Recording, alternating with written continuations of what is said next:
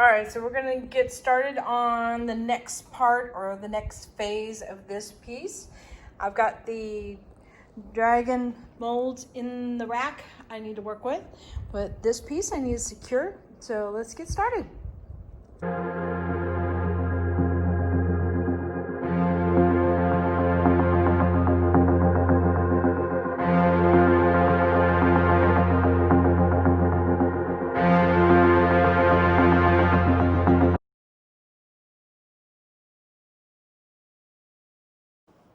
Howdy Howdy, this is Clara Lawrence, and I'm going to be working on securing down the glitter a little bit more.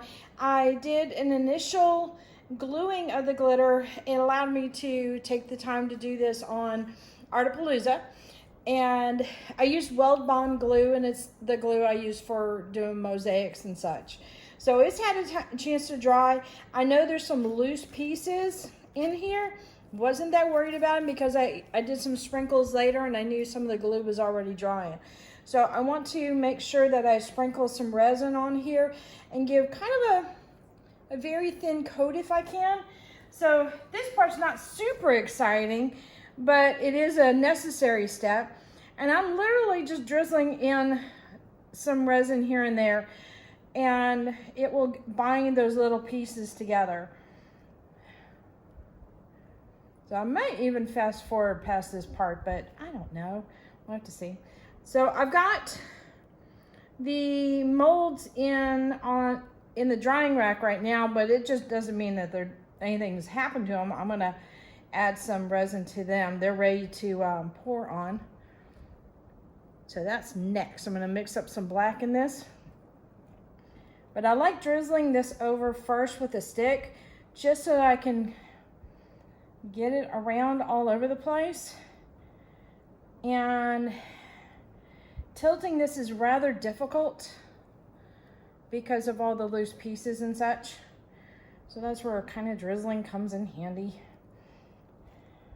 And eventually, since resin's self-leveling, it will come off as a nice smooth piece. It just might not be a smooth piece at this stage. So that's okay. Let's see. Might be easier for me to rotate the piece around.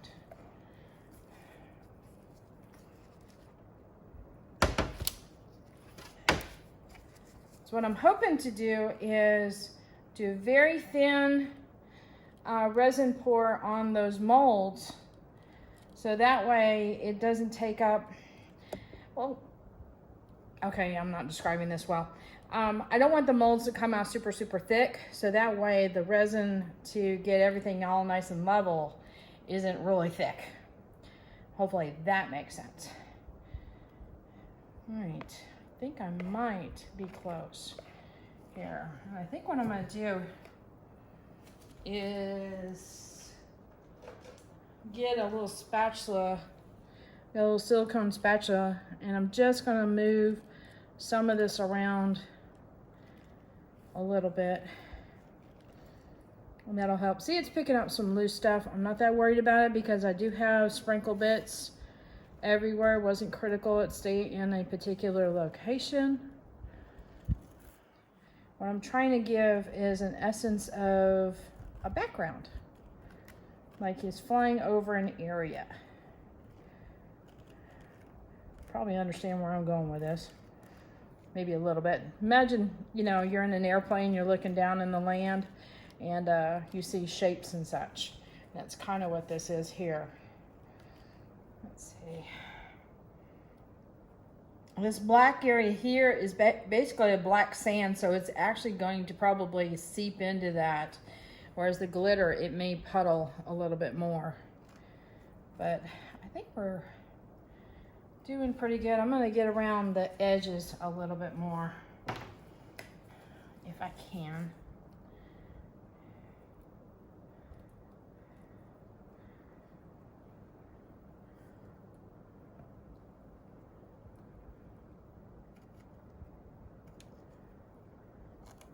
I may have to push it up the edges too with the spatula. Eventually it'll be so secure that I can roll resin over it with no problem when you build up all the layers and such.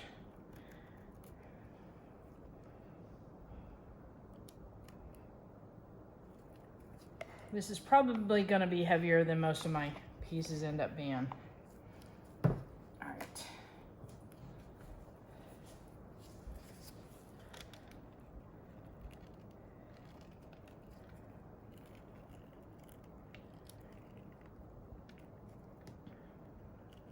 I'm rarely worried about wood showing through.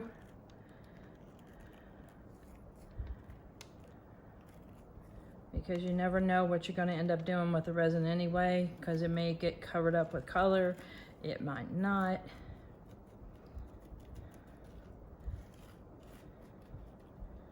All right, I think we're good. Let's see if I can wipe off most of this stuff so it stays.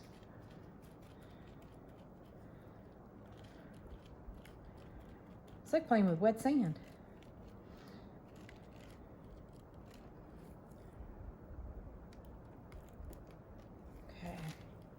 Got all the little bits off.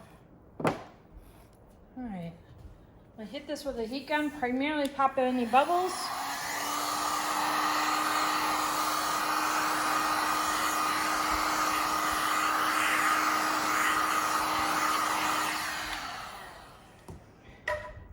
And most likely this time tomorrow, it's gonna look pretty similar. All right, let me put this guy up.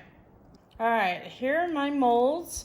I did a little guy also. I don't know if I'm gonna use them, but if I don't use them, actually I think I might have another project for it. But anyway, it still needs some black behind it because of the chameleon colors in there, and I'll make the chameleons pop out. So I'll put him to the side just for a moment. So I've got some clear here, and I've got some ink from Just Resin that I'm gonna put a few drops into here. Okay, quite a few drops.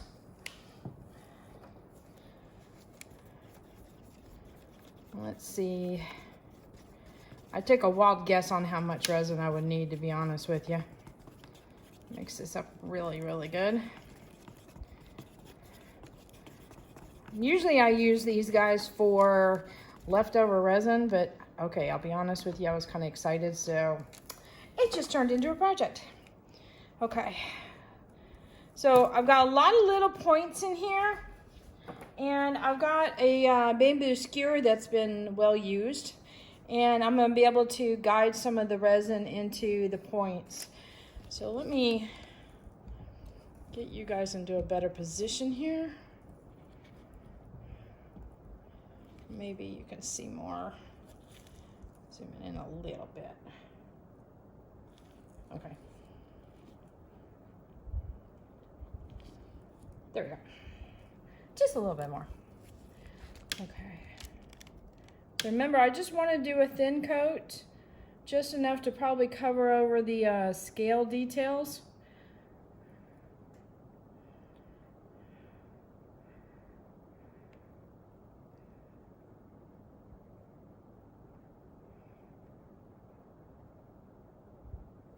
Hang on, I'll be right back. My hubby has the fan going on, and when you start pouring really, really thin streams, you find out real fast where all your wind flow is coming from. And yeah, it was taking my resin pour and putting it at a pretty good angle there, and I was like, yikes. So as long as I get a stream going in this general direction, when I add more to it, it'll follow the stream. So I'm gonna pour a little bit more there.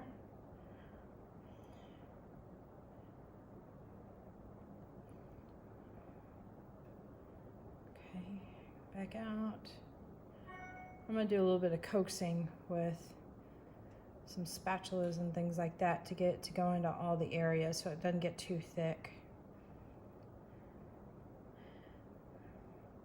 I got super excited when I saw these molds, and then Brenda at, was it Baby Doll Creations? I think I got her channel right. She was using them too, and that's all she wrote. Yeah. I was like, I gotta get the mold now. It was too much peer pressure. So you saw how when I just poured into this channel zone and then went off to another area, it started filling in the crevices. Now I don't want to assume that it's getting all the crevices. I do want to go ahead and take my stick and encourage the resin to go into those spots. So that way I have points. And I'm also, I guess you can say, guiding it along the very corners, the ridges. So that way there's no bubbles that build up right there. Because bubbles on a mold, when you pull it out of the mold, end up turning into semicircles that are actually really, really sharp to the touch. And we don't want that. And, you know, granted, it's probably going to get covered up because I'm embedding this within a tray. But I definitely don't like it, especially in coasters and things like that, because coasters get handled by fingers. And I don't want my art hurting anybody. I think I'm going to be adding just a little bit more. So you see how I'm following the outline here? And that includes his claw, each one, and then this little round spot here, and then going into each of the points of the tail.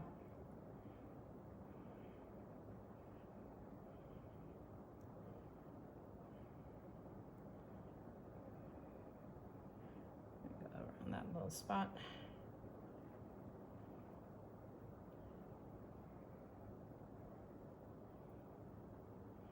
All right.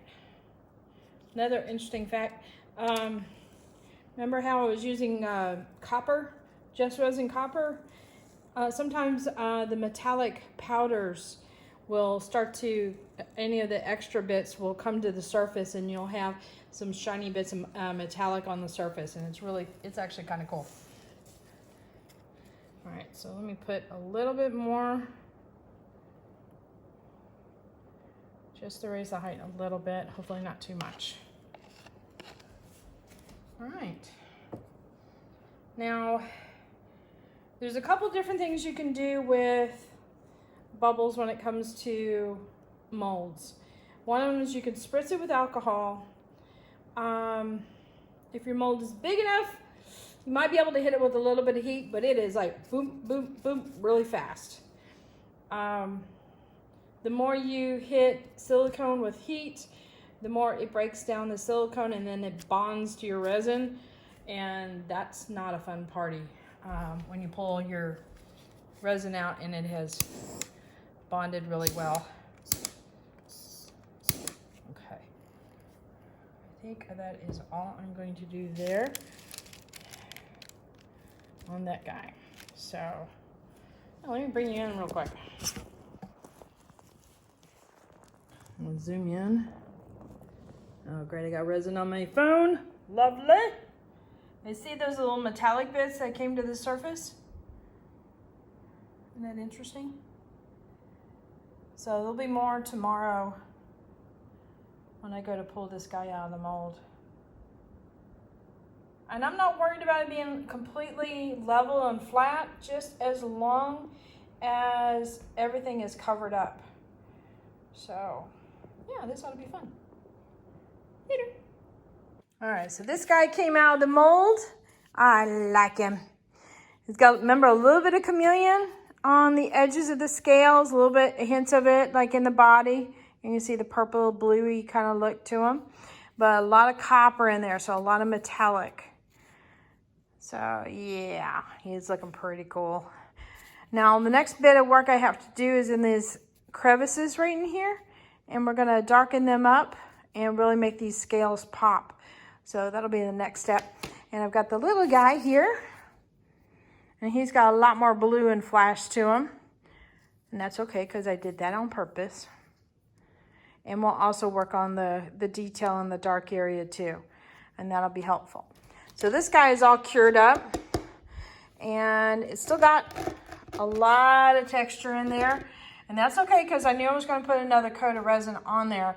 And hopefully on the next video, when I put resin on there, I will add maybe some effects in here, give it some smoky look to it or something like that. And at that point, I'll be placing these guys in position. And then they'll bond together. And then hopefully, I don't know if I'll be able to do it. The third one will be a final coat. I don't know. We'll have to see. So, until then.